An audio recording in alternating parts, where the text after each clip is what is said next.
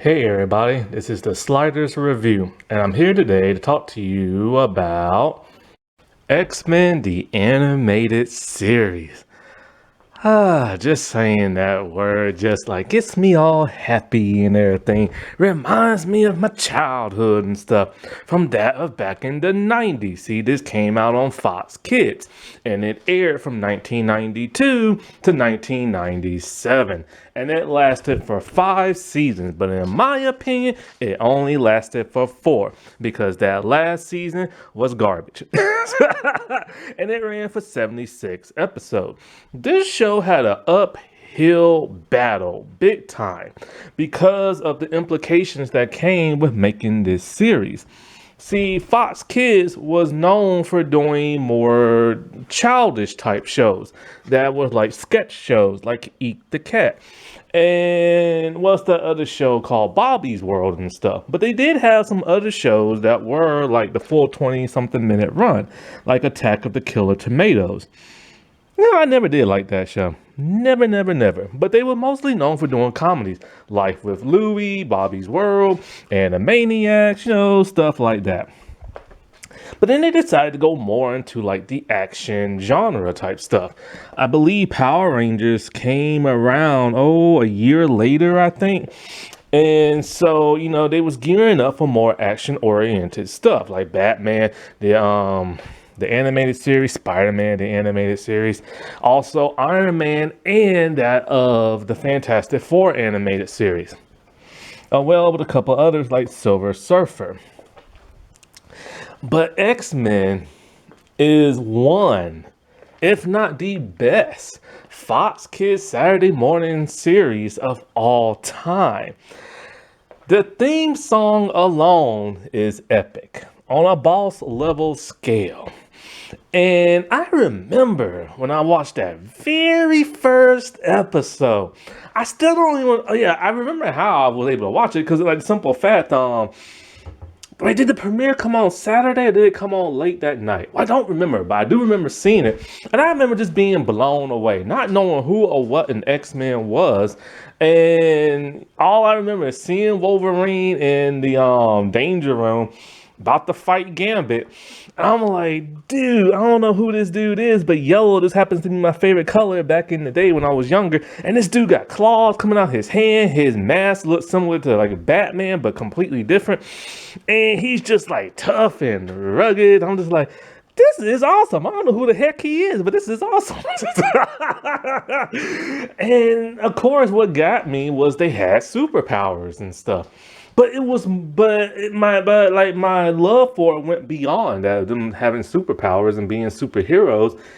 It was the good storytelling that was behind it. It was that realistic animation that they had back then. It was these deep, dark, developed storylines that caught my attention as a kid.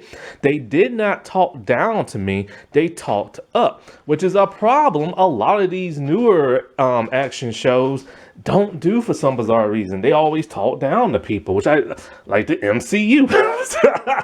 That's why I'm really scared about X-Men 97. Like I'm terrified, man. But this was a very grounded, it felt real, to a certain degree. Now, I will admit, yes, I said this before, X-Men Evolution was the first time I felt like a teenager had mutant powers. But here was the first time I felt this discrimination just because a person was different. Something I never really dealt with growing up, which I've stated before, And this is a true marvel. And thank God for Stan Lee and the co-creators that created X-Men. Was it Jack Kirby? I'm not sure. It was somebody. Or was it Steve Ditko? I gotta go look that up. But yeah, thank God they created it for the comic books. But it was just a lightning in a bottle for the animated series, man.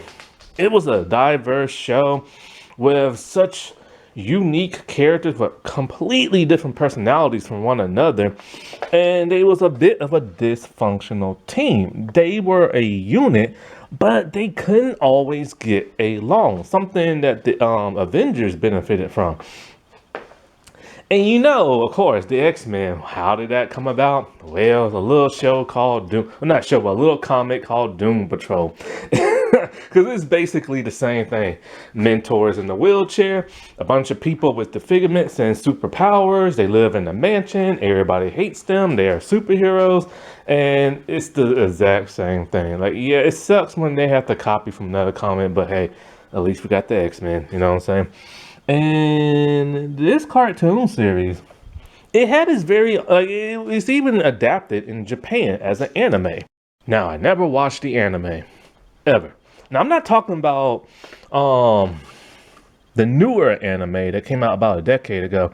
I think it's called Marvel Anime X-Men or something like that. That's really good too. I gotta talk about that one day. But I'm talking about like the actual, like based off of the animated series anime. The art style looks just like the one from the American one, but a whole lot more sharper and a whole lot more developed and anime-ish. And like their theme song, I don't like the music, but ooh, I like that intro, the graphics they use. Their graphics for their intro was a whole lot better than the one we got for ours. And it's just so weird how that happened, but our theme song was a whole lot better. And everybody loves the American X-Men theme song. I have never found not one person who hates that theme song. If they hate it, they're lying to you. And it's one of the best theme songs ever. But what really got me even more when it comes to the theme song was the second theme song that happened halfway into the series around season 3 or so. It was just a whole lot more electric, with electric guitar, better graphics. I was like, yeah, man, I'm feeling that electric guitar. And it's always fun to see a brand new intro. Seeing a brand new intro is like, I don't know, it's like getting a present on Christmas morning. You know what I'm saying? And so I wanted to talk about this series really fast before the X-Men 97 one comes out. And I own this show on DVD, but not every season. I only own 1, 2, and 3. I don't own 4. Now, 4 is not a bad season. 4 just started to feel a bit stale at times. It just felt like they was repeating the same story arcs over and over. They had good episodes like that Apocalypse episode with Cable. But other than that, you know, Bishop was stuck in that like void and everything. And he wasn't doing much. And it was just, I don't know, it was just, it felt like they were kind of running out of storylines. You had that Rogue episode with the aliens and stuff, and Bobby came back and Wolverine called them roaches, and it just felt like they was running out of material and stuff. And then, of course, it was only supposed to be like 4 seasons. That's it. That 4th season was supposed to be the last one. But it was such a popular show that Saban, who owned Fox Kids, put in the money, which is surprising for him because he's so cheap. He put in the money for an additional 10 episodes for the last season because Marvel was going bankrupt at that time. And the last season is garbage.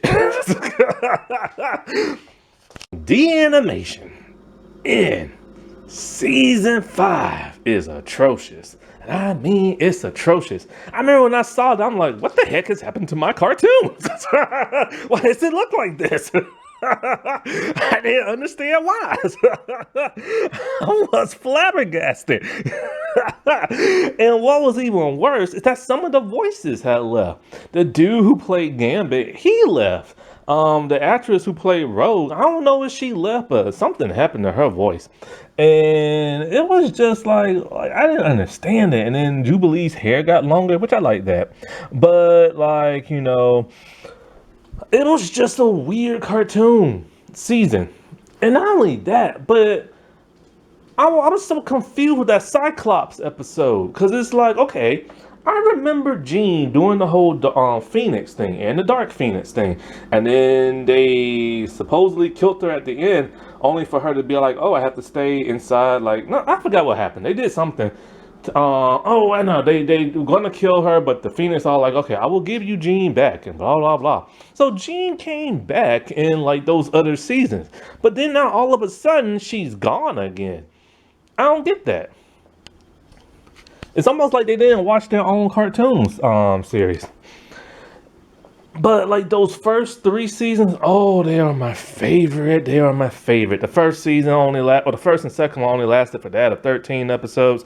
The third for 19. The fourth for 21. Maybe I should rewatch that fourth season, 'cause that's a lot of episodes, and I want to be happy.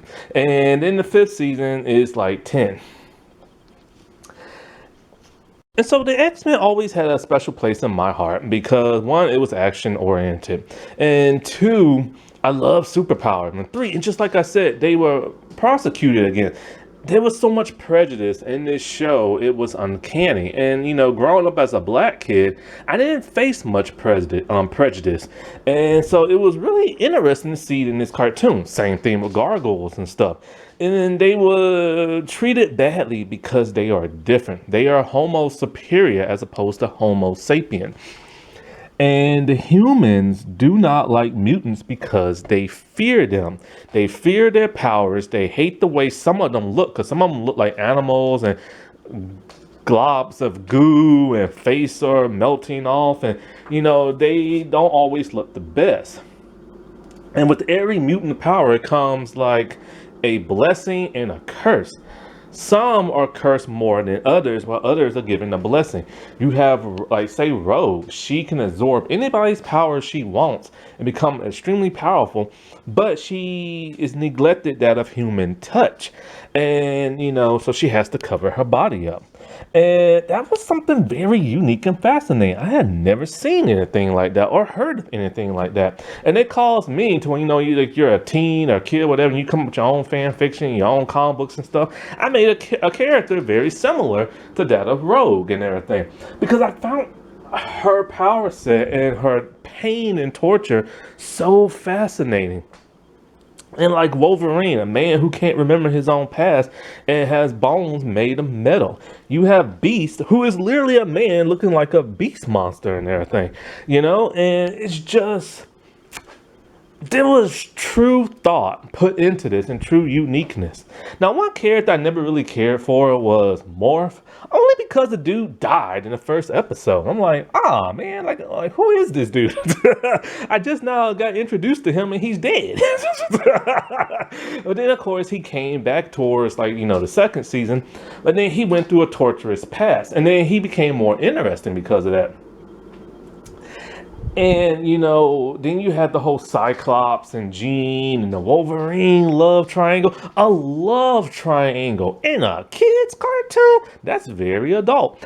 And not only that, but Gambit was constantly trying to get through like Rose jumpsuit and everything. That was a horny man. And, he had the coolest Cajun accent ever. Chris Potter really did something phenomenal on his voice. It pisses me off. He's not gonna reprise his role as Gambit. He's gonna play somebody else. I'm assuming his voice got older and stuff like that. Which, yeah, some of the people have come back for the 97 series, but they're playing different people. Except for Jubilee. They just had to recast her because Jubilee is Asian and she was voiced by a white girl. And when it came to Storm, I had no idea there was two Storms. Like, I just didn't. Like, because their voices sounded so similar and stuff. And the first one left, I believe, after the first season, I believe. No. She left from 92 to 94, and then the other actress took over. And, for the first actress who played her, may she rest in peace. Ona Morris? Oh, no, Una Morris? Because I believe she's passed away, so may she rest in peace. And the actor who played, like, Cyclops, Norm Spencer, may he rest in peace.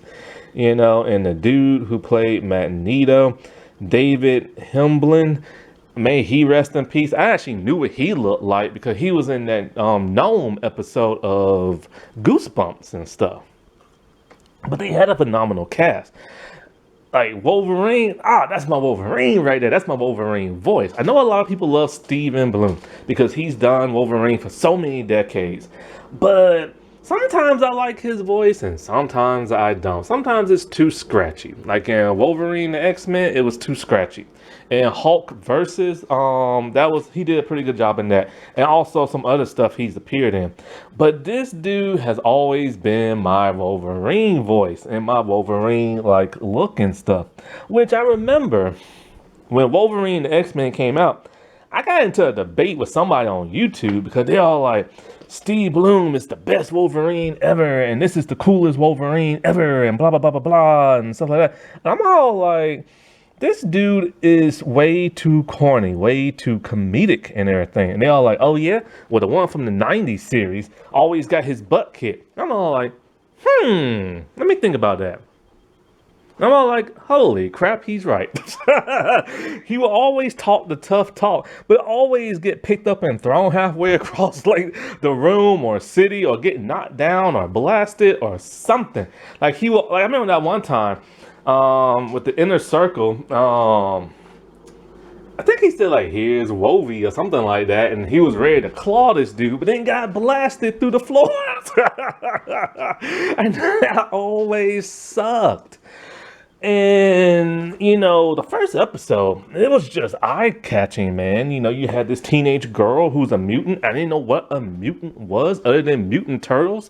And I'm thinking they don't look like turtles and stuff. And you have Jubilee running through like the streets, and her adoptive family didn't really want her, but kind of did because they were scared of her powers. And then you had this government-looking official dude who was scary and hunting her down. And they was at the mall and had that cool Sentinel battle and everything. And I'm just like, I was not expecting Rogue and Storm to do what they did. I wasn't expecting Rogue to fly and smack the crap out of that Sentinel, and I definitely wasn't expecting Storm to transform. Which I don't know how she transformed. Like, how'd she do that? Is her costume underneath her other outfit, and she just like lightening it off? But then where the other parts of the costume come from? Because she was wearing a dress. I don't understand that. And and then Cyclops just comes in and just like blasts the thing in one episode, and then Gambit with a deck of cards. I'm just like, what did I just see?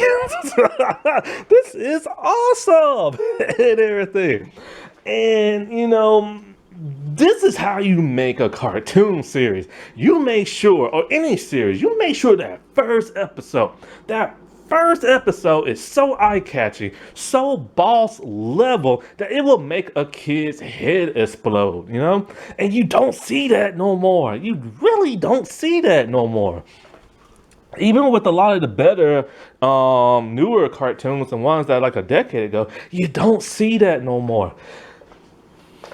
And before I even go any further, I gotta give it up to one woman and one woman only, the woman who wanted to give us this cartoon series. Okay, before I get into her, yeah, it was Jack Kirby and Stan Lee who created X-Men. But this woman right here, the television show, I gotta give it up to her. Margaret Loesch. This is the woman we have to thank for X-Men, the animated series. This woman was a machine back in the 90s and worked her butt off to give us what we know and love today. See, she's always wanted to get X-Men popping and everything after seeing the comic. She knew people would love this. So she tried with Pride of the X-Men. That came out in 1989. That's how early she was cooking. But anybody who saw the pilot or read up on it knows that the show did not get picked up. It was just a one and done thing, and it never even aired. I found it on YouTube years ago. I don't know if it's still there or not. I watched it. It's not that bad. It's interesting, but it's not that bad. The animation is very 80s. Toad is in it. Kitty Pryde looks terrible in it. Wolverine has an Australian accent. It's different. And they had a different lineup of X-Men, and they wore different costumes. They wore more of their older costumes. So she took a crack at it one more time, giving them what at that point in time was their modern costumes and stuff, where they pretty much just wear individual outfits. And so, like, 13 episodes were ordered for the first season. But there was problems with, like, production in the animation and stuff. There were errors in the animation and it was unfinished. But by the time the pilot aired and everything, they was able to fix it and clean some of the stuff up. It was a South Korean studio, AKOM, that was hired. They did want to fire that company because, like, there was still more errors in, like, the cartoon, but people loved the show so much they decided to keep them. And this woman, when I say she was a machine, I'm not kidding. Like, I know at one point in time they hired Grass Entertainment to, like, do it, and also Saban and stuff like that.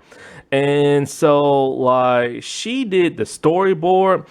She helped create, like, the pilot and everything.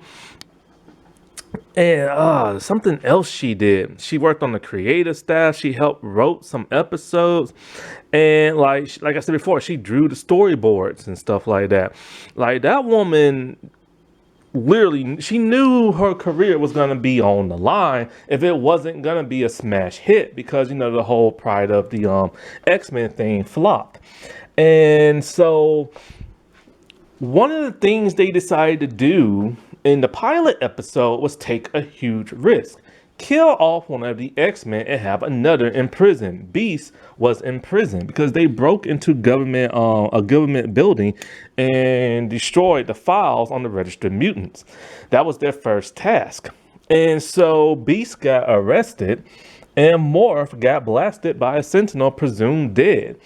And I was shocked to see that. So she went there and it paid off and everything. Now, she didn't stay working there for too long at Fox. She worked there for a good long time. She worked for Hasbro, Discovery Communications. She was the CEO for that. Also the former president. She stepped down from the Hub Network in 2014. The Hub Network has some pretty good stuff. And so, like, she's worked for other companies like Hanna-Barbera, ABC, NBC. So, she was at Fox. What was it? When she worked for Fox, no. In 1998, she was the president of Jim Henson Television Group and stuff like that. And she also ran Fox Kids from, like, 1990 to 1997.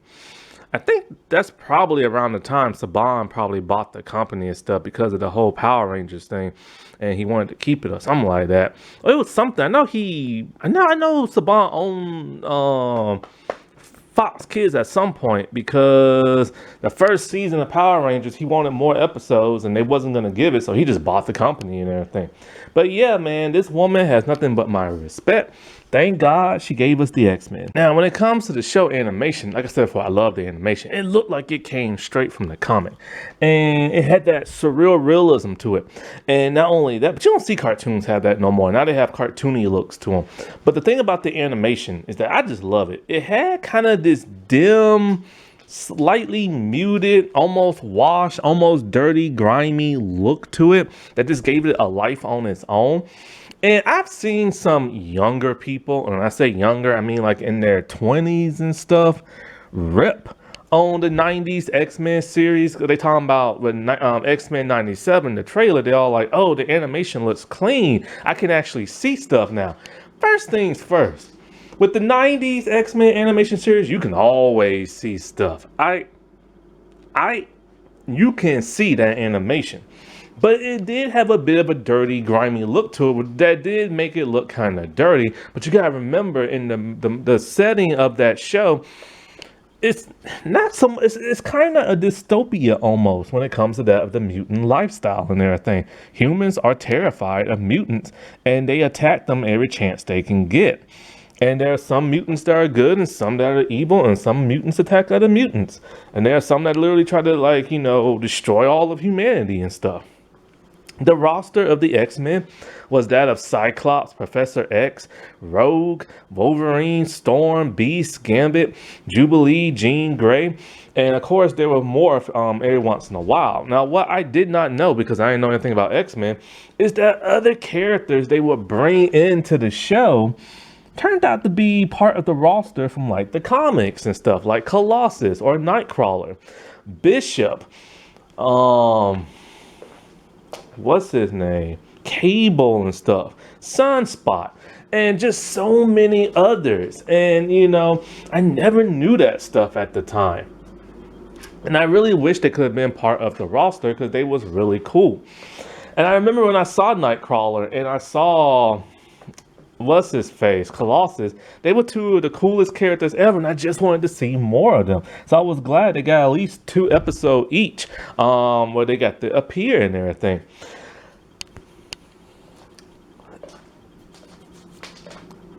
And like I said before, the individualities of the characters are what makes the show so unique. The characters here are done justice, not like the Fox X-Men movies where they just butchered the character profiles and stuff. You have Wolverine, who's my favorite. A man who's literally over 100 years old, but we don't know that at that time. We don't know his real name. He doesn't know his real name. He just goes by Logan. He's worked for different organizations like Weapon X. They're the ones who gave him his adamantium skeleton.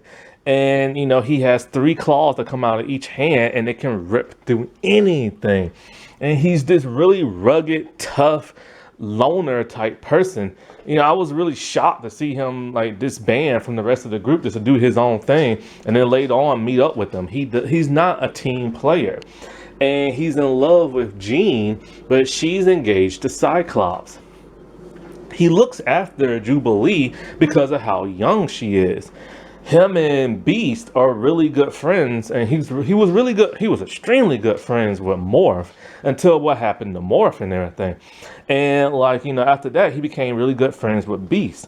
Him and Gambit just have this rivalry where they just like one up each other in the insults and stuff like that. They can't really stand each other, but when push comes to shove, he will help save Gambit and stuff. Like, he's the type of person who just doesn't like nobody unless he knows you and stuff.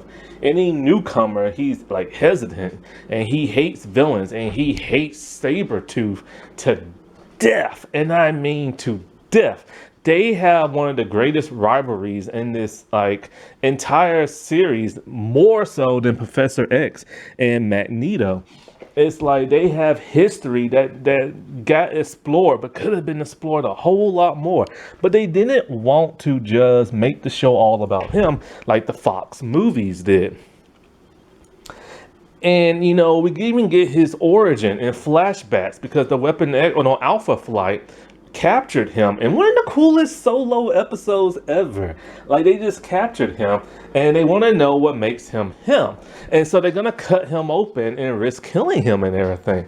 And we get to know about some woman he used to love back in the day, and and like we even get like a Yuriko episode, which would have some of the best animation. They changed studios at one point in time. When they was going into the Phoenix saga, they decided to change animation. I just remember the animation being so groundbreaking at that time. It was really, really good. And it was like they had muscles on top of muscles. And we got to meet a woman from his past that he loved in Japan. And she wanted revenge on him because she thought he murdered her father. And she literally just became a cyborg type person with these long claws coming out from her fingers. And she had this ugly, I hate her fingers. I like the X-Men movie one better with the actual metal fingernail claws. The long fingers, I don't like that. And, she was bent on wanting to kill Wolverine and stuff. And, he's just one of those type of characters that he loves to fight. He doesn't want to talk his problems out at all. There's even this one episode, a Christmas episode, where the Morlocks are looking for medicine and stuff for Leech because he's really sick. And so they have to get Wolverine. And when they get Wolverine, like they have to give a blood transfusion, but he doesn't want to do it because a long time ago he tried that on somebody else and it didn't work. But then he does it and Leech like lives and stuff. It's a really unique and interesting episode where Jean and Gambit are fighting with one another because they're both trying to cook Christmas dinner. And like, what's his name? Wolverine's being stubborn and being rude to the Morlocks, and it's like Christmas and stuff. You have Cyclops, who is the leader, and he has optical blast. And unlike the Fox one, he's not too much. He is a goody goody two shoes, but not the preppy goody goody two shoes like in the Fox X-Men movies. And here, he's just by the book. Like he does whatever Professor X wants him to, except for when it comes to whole Jean and the Phoenix saga. That whole saga really tore that man apart, especially the Dark Phoenix saga. The woman he loves is going around having to be stuck off in space, and not only that, but like she turned evil at one point, and we get to see him, like we see him question Professor X in the pilot, but it just doesn't go beyond that. But we actually get to see him rip into the professor doing the whole Phoenix saga when Jean became Phoenix and everything. He's an excellent leader, and he can't stand Wolverine. He has a slight personality, which I noticed the 97 one does more humor. Duh, Disney. But he is the true leader of like the X-Men. And whatever Professor X says, he does. Like he is like the soldier, you know what I'm saying? Storm is a weather witch, but she's a mutant. She's a powerful mutant, but they don't show her that powerful here in the show. They do it more like, she's an omega level mutant. That's a term we just didn't know at that time. And so she is from Africa. The professor found her when she was young. Sometimes the timelines don't always make sense in flashbacks because it's kind of like we see a flashback of like, the first class X-Men with a human beast and Angel, but then we see in Iceman, we see them in their costume, but then again, Professor is in a wheelchair, but then later on, we see them like, her as a child and him as like him like walking around, and it doesn't make a whole lot of sense all the time. So sometimes the flashbacks and stuff aren't always correct. There are always error and continuity issues, and that always drove me like nuts. But it turned out, yeah, Iceman was indeed an original like X-Men and stuff, but he later left with Lorna, who is supposed to be Magneto's daughter with the green hair. And it's a cool solo episode with him. The whole Angel thing don't make no sense because it's never shown that Angel's an X-Men other than that flashback and stuff. And so when it comes to that of Storm, she does something that no other Storm in adaptation does. She calls out her power in an almost like spellbinding kind of way. It's mesmerizing, and I love hearing it.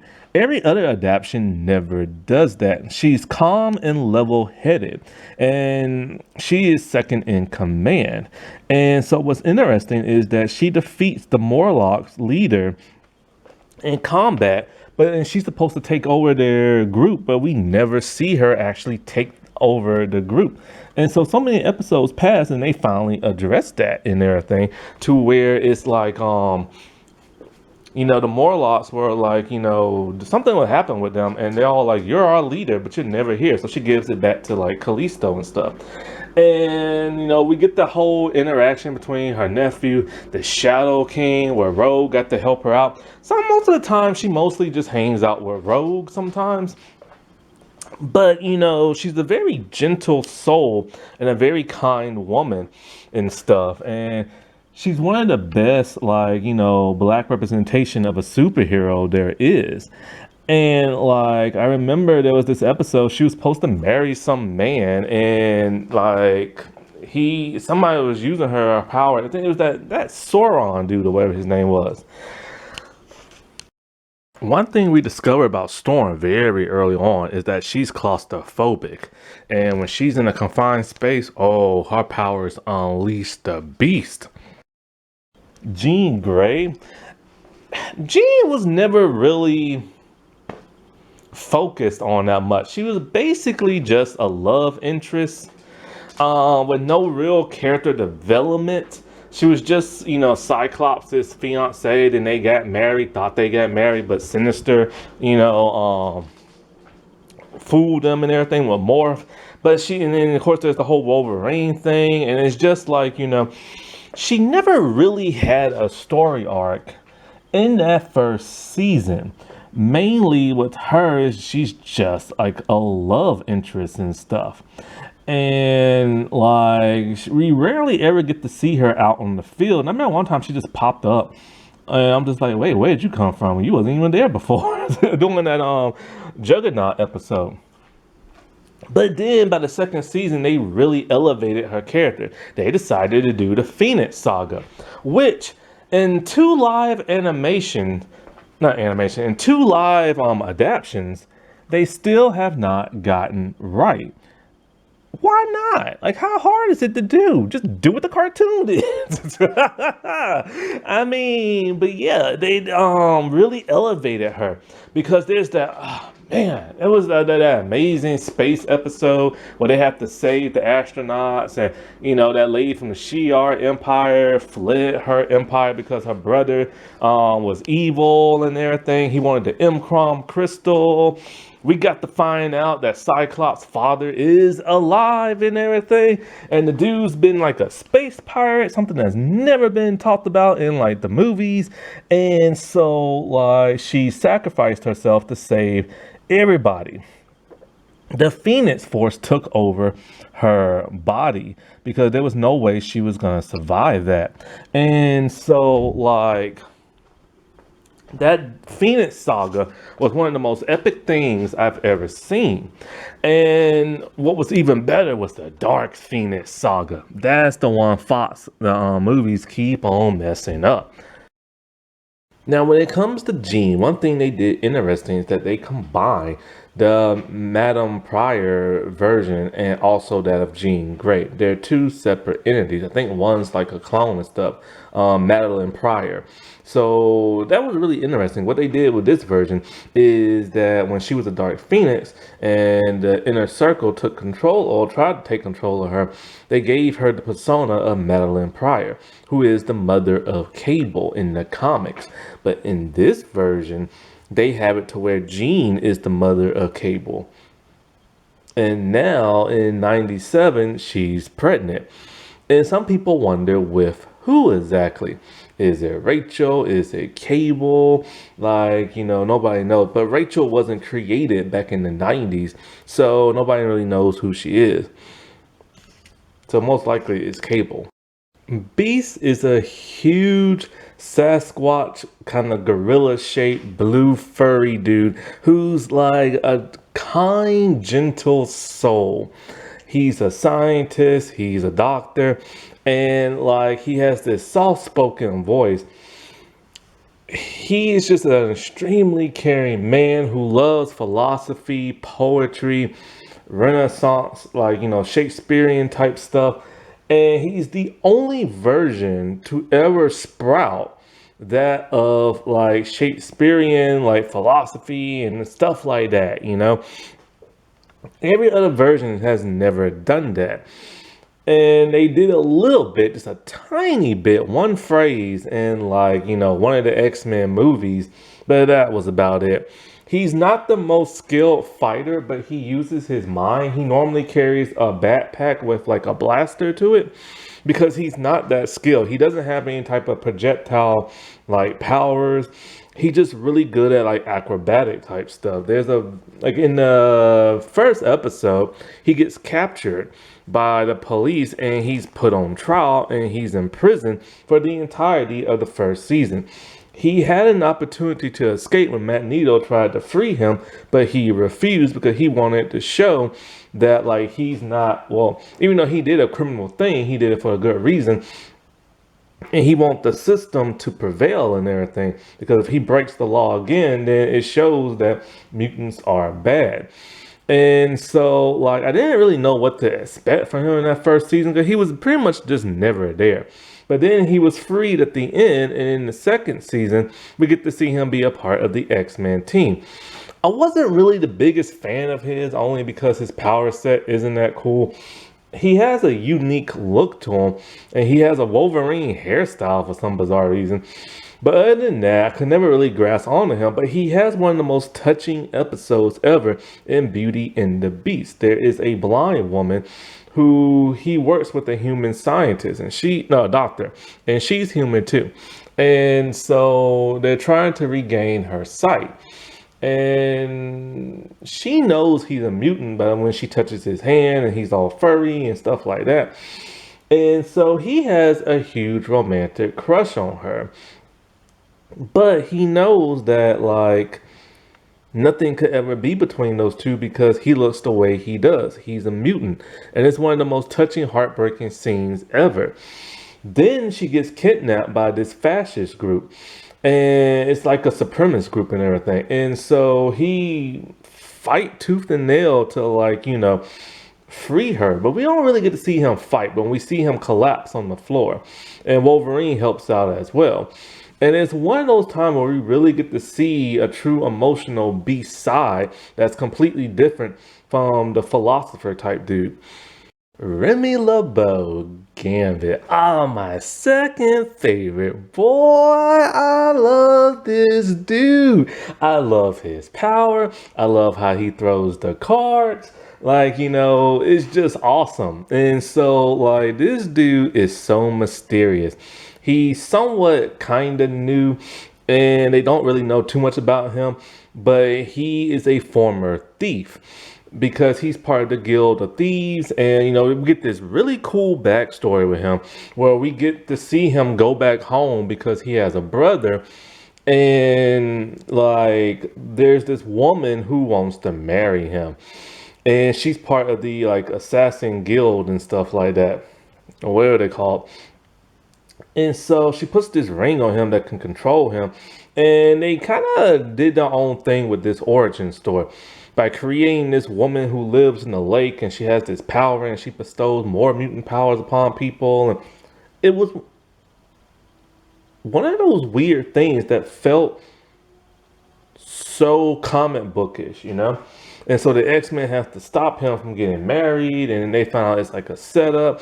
And he gives her that line that was so awesome. That whole like, I am neither like thief or assassin. I am the X-Men.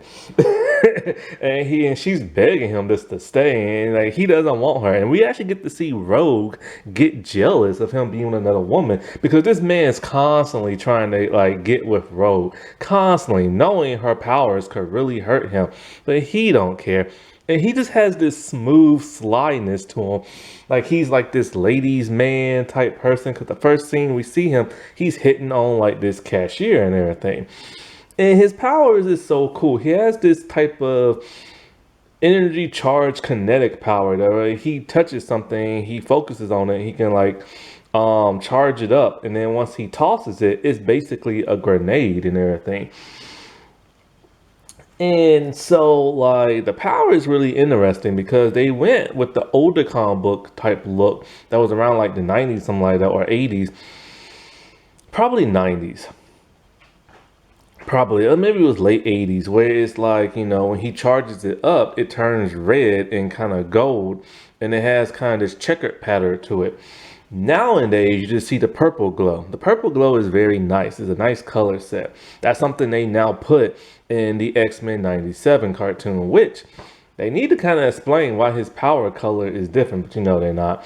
And also, he carries this metal staff. Now, he mostly just uses it like a bow staff, like to beat people up with. But he's never used his power through the staff, which now we see that in the X-Men 97 cartoon. And they took that from the X-Men Origins movie. God, because like fans wanted to see Rembrandt in like the X-Men movies for the longest time, and then we finally got him, and he was cool in that movie. He just wasn't as cool as his cartoon counterpart, and we see him use his power through his staff, which don't make no sense because it should explode. But hey, whatever. Now, Gambit, other than being smooth, he's very antagonistic.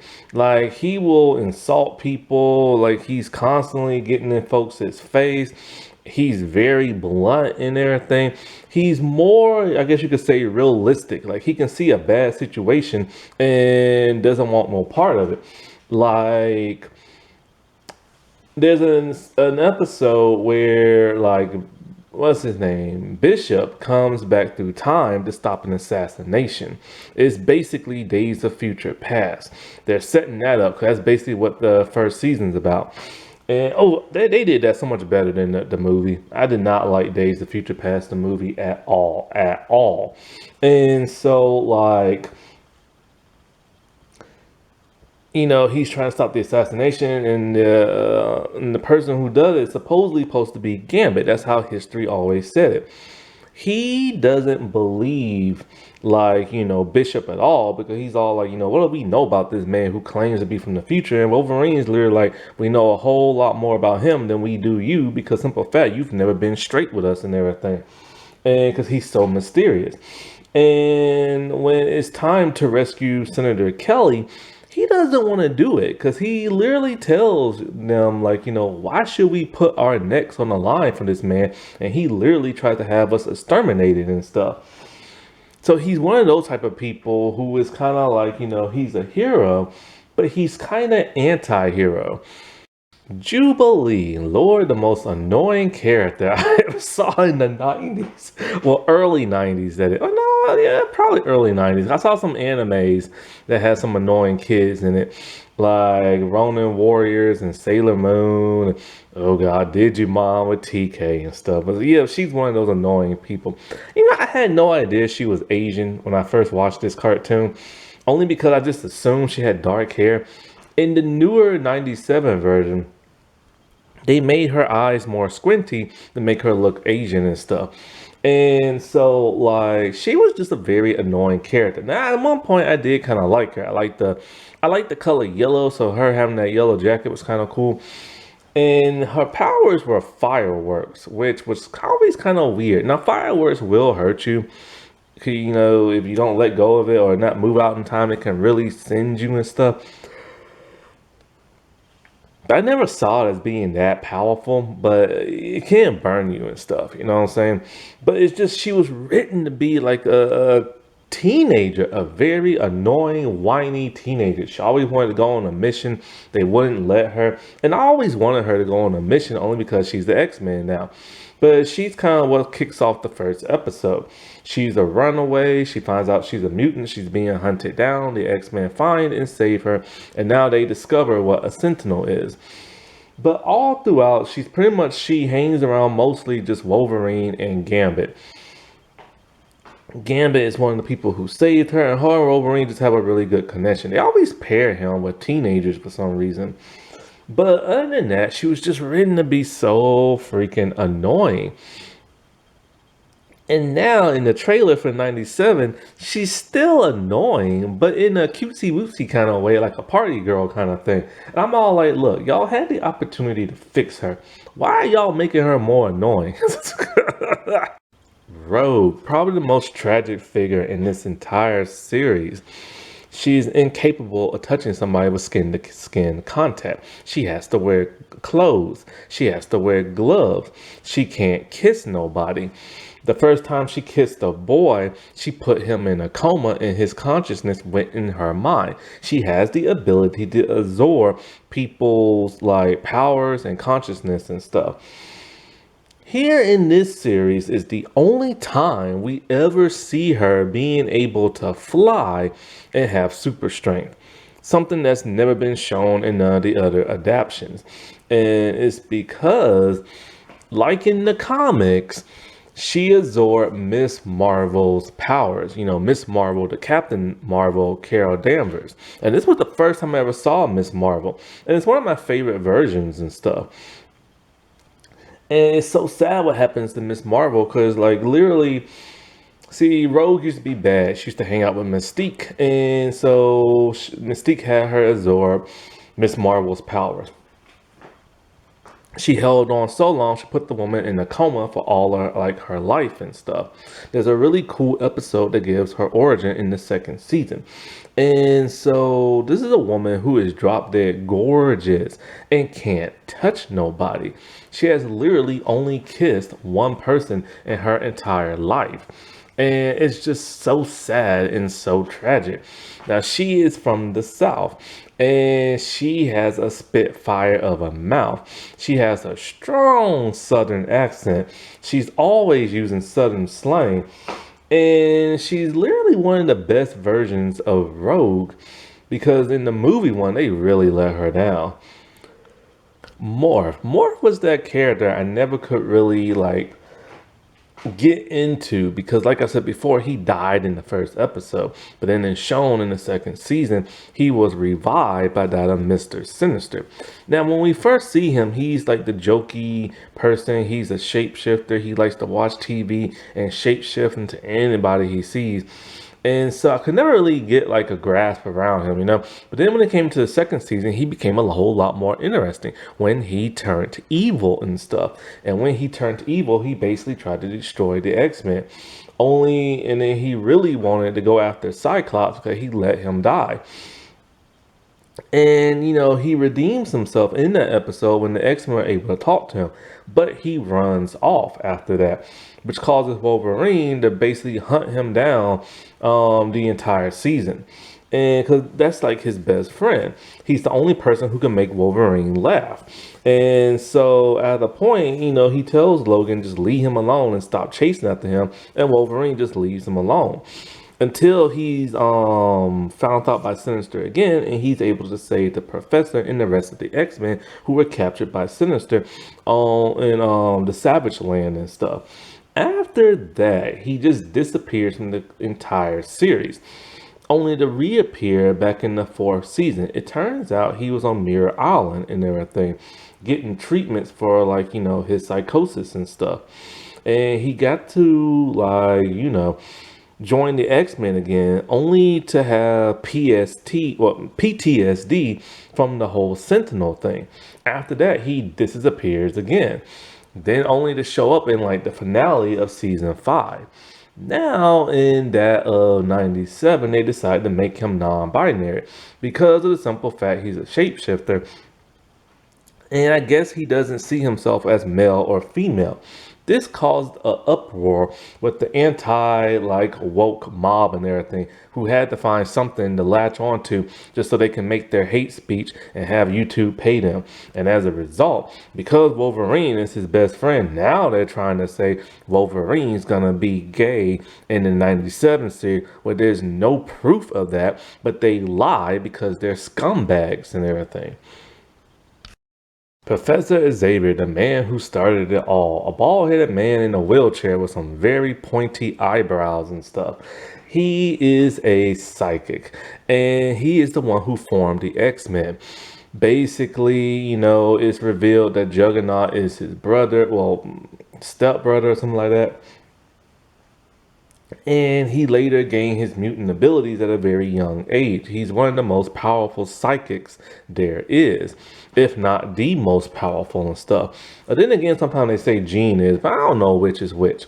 And so his backstory is kind of confusing, like, you know, especially with the whole Storm thing. But he is the one who formed the X-Men to help protect other mutants and to help mutants accept who they are. One of his closest friends is Eric Lyncher, Magneto, Madness as they call him in the show. They was friends in college and everything, but then they used their powers to reveal to each other. And so Magneto went down a dark path. After this, he never saw him again until Magneto resurfaced. And so Professor's whole goal is to have humans accept mutants. because like and accept who they are without the thing, like without using like a cure or something like that. It's an uphill battle, but this man, like, he does it with such grace. He does it in such a soft-spoken tone that he really set the precedent of like how the voice should sound. But then when Patrick Stewart took over, he did a really phenomenal job. But because he has a British accent, now every other cartoon voice actor does it with like a British type of voice and everything. The professor rarely gets angry at anybody, always using his words in a very calm manner. The only time he ever lashed out was during the Phoenix saga when he didn't have all the answers as to what's going on and Cyclops got pissed because Jean was in the hospital. And he normally stays in the mansion using Cerebro and everything to like, use his powers to like just read people's mind in certain situations that's going on. In season 2, he disappears along with Magneto when they go to the Savage Land. This causes the X-Men to navigate on their own. And so in the finale in season 5, he became terminally ill. And the only thing that could cure him was that of like some medicine from like the Shi'ar Empire because he fell in love with an alien during the Phoenix saga. And so she took him away so she can heal him and all this other stuff, which the 97 series picks up right after that. So he's not going to be in it unless it's going to be a flashback. But he is essentially the father figure to so many mutants and stuff. And even though him and Magneto don't see eye to eye, Magneto still considers him to be a very close friend. Now, even though some of these mutants never became part of the roster, they are a part of the roster in the comics. Those like Colossus. Colossus is a Russian who came to America to look for a job to help his village and stuff because his village is going through like a plague and all this other stuff. And like, then Omega Red episode, which was really great. And so when we meet Colossus, he's framed for like bank robberies. And they say it's a big, strong, muscular guy who can bust through a building. The X-Men, or at least Wolverine, thinks that he's the one who destroyed the X-Mansion because they don't know where the professor is. It turns out to be Juggernaut. Anyway, after they all work together, he goes back home to Russia, only to come back a couple of seasons later because of the whole Omega Red thing. He was such a cool character, this big giant who's like really friendly and stuff. It had the ability to like put this metal armor around his entire body. Now his sister does show up in the series, but she doesn't have her mutant abilities. She was in the New Mutants movie and stuff. I forget what her name is. I think it's Iriana or something like that. Or Nightcrawler, probably like one of my all-time favorite mutants from like the X-Men series. He has like a very demonic monster looking form, and because of that he can't blend in with the rest of society. This version is the only animated version to explore his religious beliefs, something very unheard of in a cartoon series, for them to use the word God, for them to like talk about religion, like period. The only time we ever saw his religious side was in the second X-Men movie. By the time they rebooted it, his younger version didn't have that. And so he lives in a monastery with monks, and a couple of the X-Men like are there at the monastery, and they have to protect him from like, the evil villagers and stuff. He has no idea who his parents are, only the tale of like his mother giving him up. And we see in a flashback it's Mystique. It's later revealed later on in season 4 that Mystique is his mother, and his brother is that of one of the members of the Friends of Humanity, a supremacist group that hates mutants. And it's later revealed that Rogue is like his foster sister and stuff.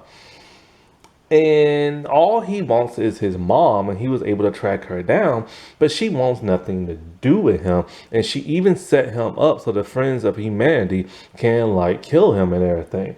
But she later rescues him and sacrifices herself only to survive. Angel's a little confusing. He's just a regular, normal mutant living on his own, but then we see a flashback. He's part of the X-Men team, which makes no sense. Unless that's a different version of him, okay? It looks completely different. But you know, that happens in time, but it's probably a continuity issue. And so we see him and he wants the mutant cure. He thinks the cure is gonna, well, cure his mutation. He doesn't like having these giant angel wings and everything. Well, it turns out Apocalypse doesn't have a cure. He just has some type of like weird genetics that turns him into a slave. He turns into Archangel of all things. And so then he becomes part of the Four Horsemen, and he's bent on wanting to like, serve like, Apocalypse, only to be freed when Rogue absorbs like, like I don't know what the world she absorbs, I guess, the toxic nature of his mind, the brainwashing stuff. After that, he still has blue skin, but he no longer uses his like Archangel like metal outfit. And so instead, like, he's wearing a very outfit very similar to his original one, just a different color. And now he assists the X-Men in one episode to try to take down Apocalypse, but he's too obsessed with it. He's so obsessed that he almost gets the X-Men killed and stuff. He's a tragic figure who just wants revenge and will get it no matter how he gets it and stuff. And then there's an episode with him and Psylocke, and they have a romantic interest and stuff like that. Because in that episode, he's a lot nicer now. He's very bipolar in this season, or this series actually. Bishop, he is a time traveler. They decided to swap out Kitty Pryde with that of Bishop, probably because her pilot just didn't work. And so, like, he's the one who goes back in time to prevent the assassination. He's a really cool dude. He has this blaster. He can absorb mutant powers and shoot it back at them. And he has a cool catchphrase, "For the future. This one's for the future." And he has this mullet and stuff. And so, like, basically in Days of Future Past, he's working for, like, the Sentinels and stuff, only for them to betray him. And because they want to eliminate all mutants. So he meets an older Wolverine, and Wolverine's about to go back in time until Nimrod shows up. So Bishop goes back in time, and Wolverine is just a skeleton when Bishop returns, because Nimrod just took that dude out. And so he is ruthless. Like, he wants to save mutants, but at that same time, he will beat up on one if need be. And now he's turned against humans, and he really hates Gambit because he thinks Gambit is the assassin. Only for them to, he's literally about to kill Gambit until Rogue stopped him. When he goes back to the future, he sees nothing has changed, but Wolverine is now dead. And it's just like a metal skeleton. And so we get some more cool episodes with him when it comes to the technovirus and stuff. At least I think that's what it's called. Apocalypse little virus thing. And so he's trying to stop a plague. But when he does that, he interferes with Cable's mission. And so, like, he's mostly just a time traveler who's always popping in and out. And then in one of his coolest episodes, we get to meet his sister, Shi'ar. And because what happened was somebody went back in time. Master Mode sent this one mutant back in time to kill Professor X. And because of that, it altered time to look like the Age of Apocalypse. And so, like, where the humans just hate on the mutants and just trying to kill them at every chance they can, led by Magneto. And so him and his sister go back until like the 1950s, which was a very fascinating episode. They brought with them Wolverine and Storm. This version of Wolverine and Storm were married and stuff. And she had her mullet, and no, she had a mohawk and everything. And so we get to experience prejudice because they didn't like the fact that Wolverine and Storm was a couple when they went to this one diner. And so they try to prevent that of Professor X from dying. And they are able to. And it's one of the most epic episodes ever. The last time we see him is in season 4, where he's stuck in like a time nexus. And as a result, he's later able to free all of the psychics when Apocalypse wants to use them to do whatever nefarious thing he wants. Now, he's gonna be in the 97 series, which I don't understand how or why, but I'm fascinated. And he shaved his head finally. Cable is a very confusing character in the X-Men cartoon, only because we later find out he's very, very far in the future. He is the son of Jean and Scott in this version. We don't know who brought him to the future. See, in the comics, when he was born, I think it was Mr. Sinister, I think it was, or Gambit, or somebody brought him to the future for him to live. And his primary mission is to stop Apocalypse. He's very broody. He's very Clint Eastwood like, and he will shoot first and ask questions later. And so when his son and some of his people, I don't think they got sick by the plague. I think something happened with Apocalypse, so he went back in time. And so he tried to stop a plague, which was killing Bishop's people in his future. And so those two literally, just like in the comic, always butt heads and fight each other. He kidnaps Wolverine because he witnessed the X-Men and Bishop dying by Apocalypse. So he goes back to prevent all that, and he kidnaps Wolverine to have him be affected by the virus so that Wolverine antibodies can create a cure for the virus and stuff. But when I say he's confusing, it's only because in season 1, he appears out of nowhere to free the mutants who are turned into slaves on Genosha. It's never explained how or why he's there or how he met Gambit, but then doesn't recognize him when he later time travels later. He's shown up again in the finale of season 4, where he's trying to stop Apocalypse from doing something with a bunch of psychics that he has kidnapped. So he works alongside the X-Men. And that was intended to be the series finale, but it never was. Iceman. So we finally get to see Bobby Drake in this season, or series I should say. He's one of the OG X-Men from back in the day, from the first class, but we never ever got to see him. And he finally got his very first solo episode, and it was a banger of an episode. So basically what happened was, he was recruited by Professor X. Then he fell in love with Lorna. He decided to leave, and they decided to just live their lives in peace. They got tired of fighting for mutant rights and stuff like that.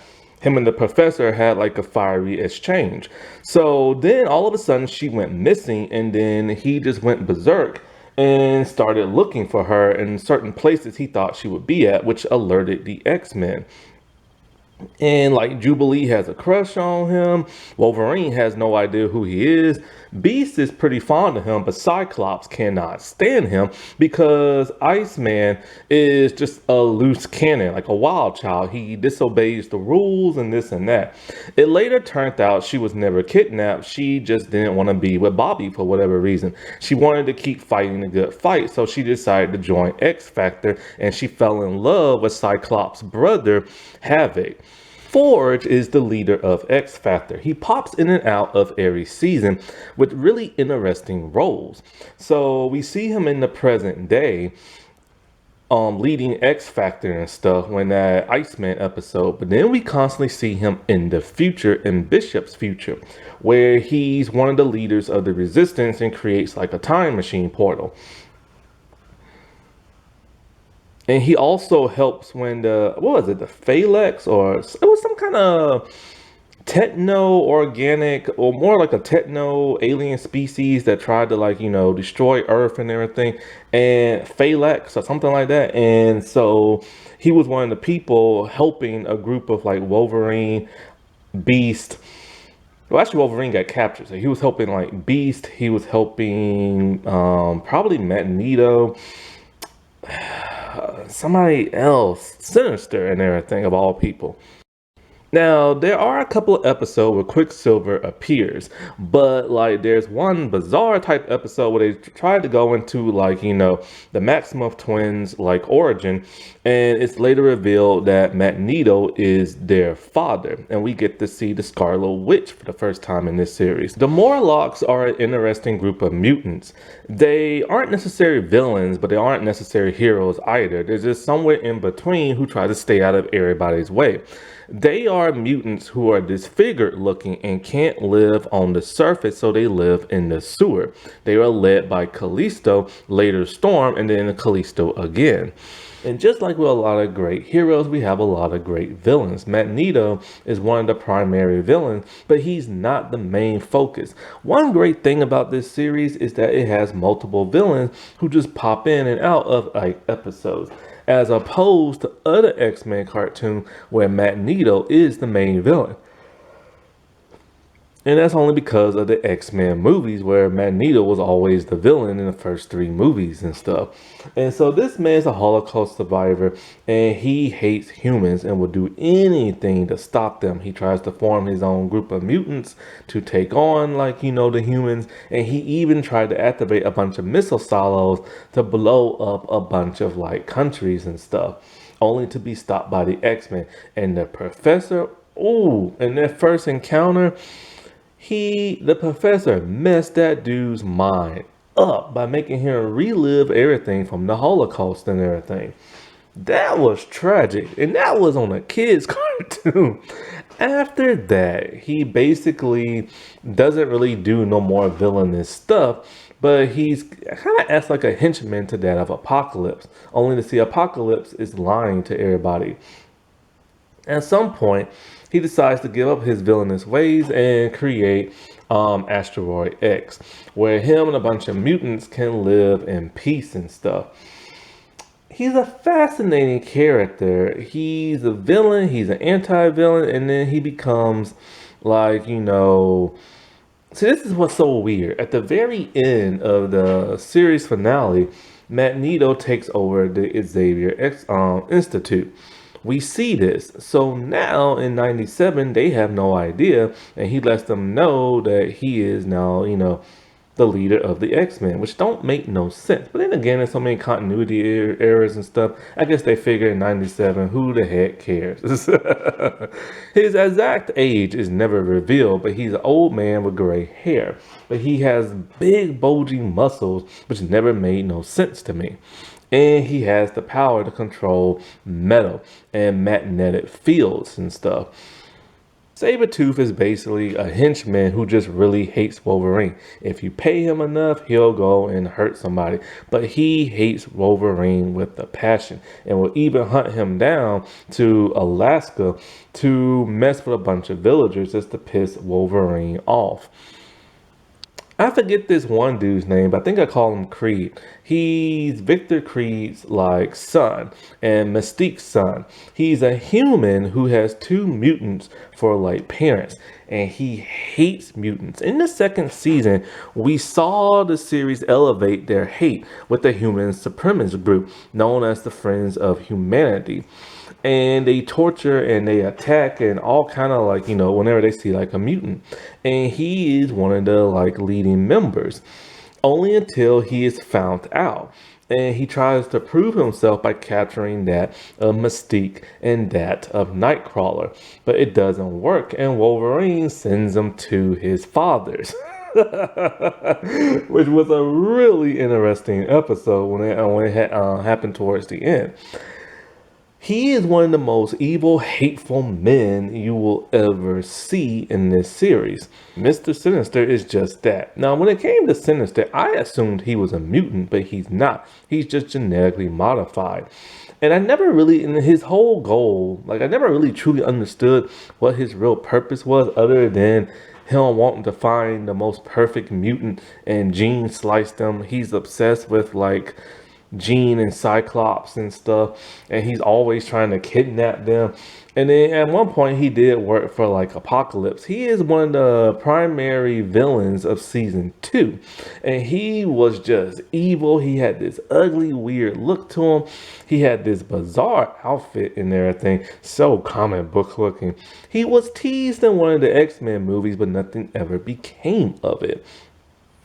But he's one of the most powerful mutants there, not mutant, but villains there is. He even has a group of mutants called the Mutates, which is a bunch of humans that Magneto mutated and they turned against him.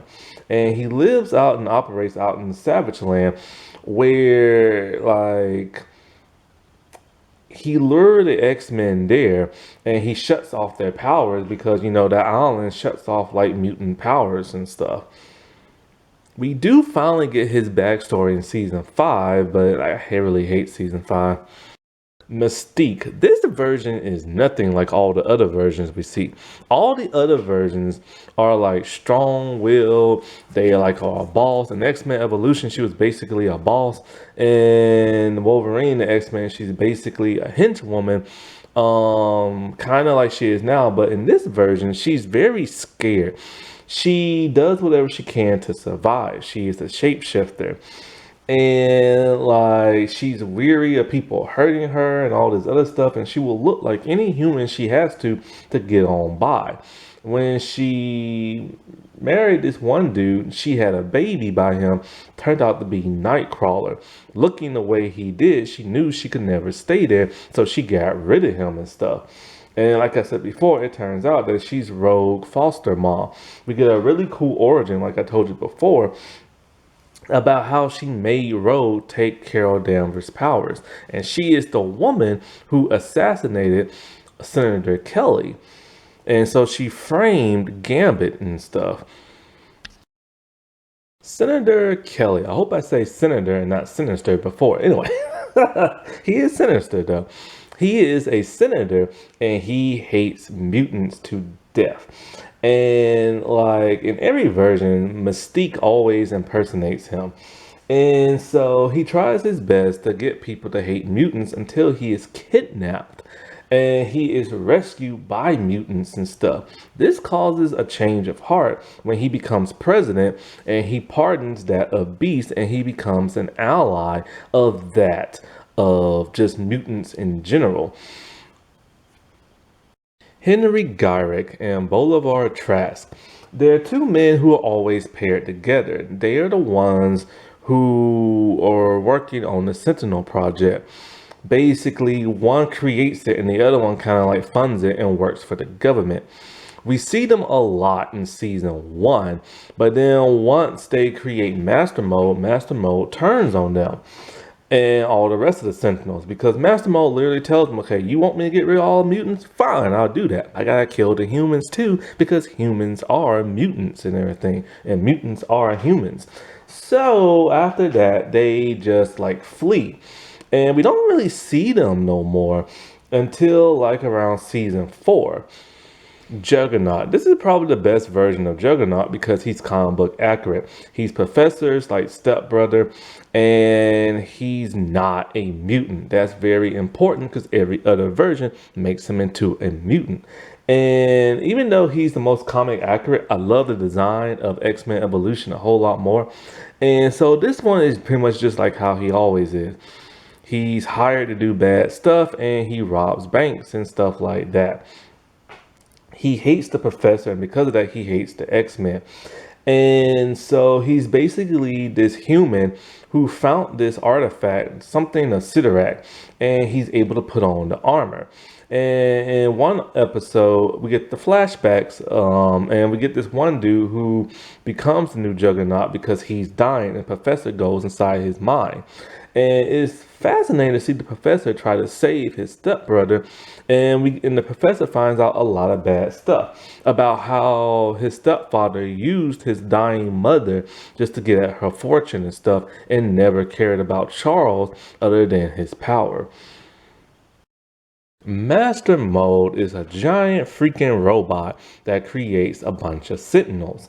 And so Master Mode, was given the task of getting rid of mutants, but like he told his creators, mutants are humans and stuff. So he wants to exterminate humans, and he wants to put a robot brain inside of President Kelly. Anyways, he is later destroyed, but he is resurrected in the future where sentinels reign. And in Days of Future Past, we see that the mutants are being enslaved. We don't see none of the humans, and some of the mutants work for the sentinels only for them to be betrayed as well. And so he creates Nimrod. It's supposed to be the superior sentinel. And it's a very fascinating episode of Days of Future Past where Bishop goes back in time to prevent the assassination, trying to prevent all the sentinel stuff, but it doesn't work. Apocalypse, the first mutant. I didn't really know what to make of Apocalypse because he's this big cybernetic dude, but he is literally the most powerful mutant in existence. And we at one point we do get his backstory. I think in season 4. Now, in the first season, he has the mutant cure, which he faked just so he can make a bunch of slaves and make into his 4 horsemen. He's always getting defeated, but then in season 2, he creates a so-called mutant virus that just kills tons of mutants and stuff. No, it killed tons of humans, and mutants were to blame.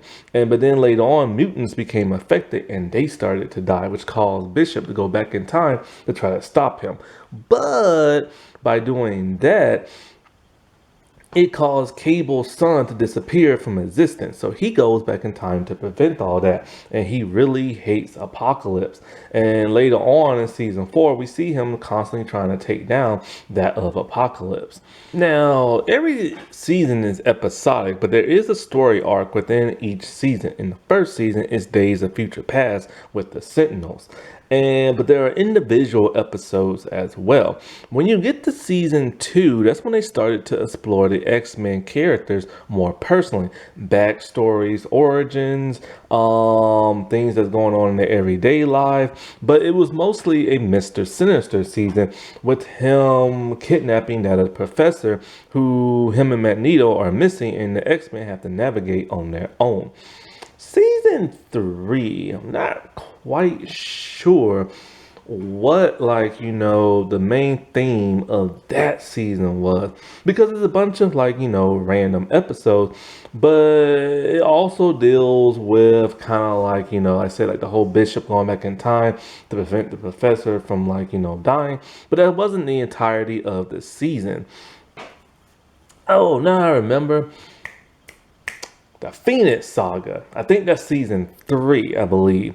So yeah, season 3 mostly is the Phoenix Saga and the Dark Phoenix Saga, where Jean gets possessed by the Phoenix and she has to stop this alien race from trying to destroy the universe with the M-Crom crystal. And so then she stays there to protect the crystal, only to come back because the Phoenix for the first time experienced emotion, Jean's emotion. So she becomes very evil and just attacks the X-Men and destroys the civilizations and star systems and this and that. And then, of course, in season 4 is that huge apocalypse season and stuff. But we get a bunch of random episodes in season 4, which started to feel kind of stale. Now, in season 2, this is when we get this major hate group for that of the mutants known as the Friends of Humanity, which is basically a human supremacist group. Season 5 just was random episodes, and so there really was no theme and everything. But yeah, this is the OG X-Men series. This is by far the best X-Men anything that we've ever got adapted from that of the comics. X-Men Evolution was good.